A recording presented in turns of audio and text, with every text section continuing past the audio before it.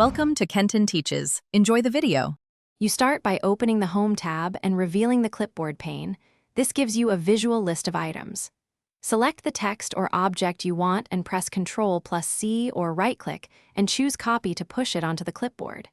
Because Word stores up to 24 copied items, you can collect several pieces in sequence. This is faster than switching back and forth. Once done, scan the pane to confirm the item appears at the top before moving to paste it where needed.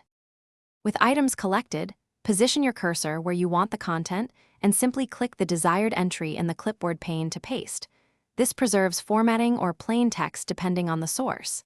If you need everything, use Paste All to insert all clips in their captured order, which saves repetitive pasting. You can also pin important items so they stay even when clearing the pane. Make sure to unpin before clearing to avoid losing persistent clips. Finish by adjusting paste options right after insertion so the look matches your document.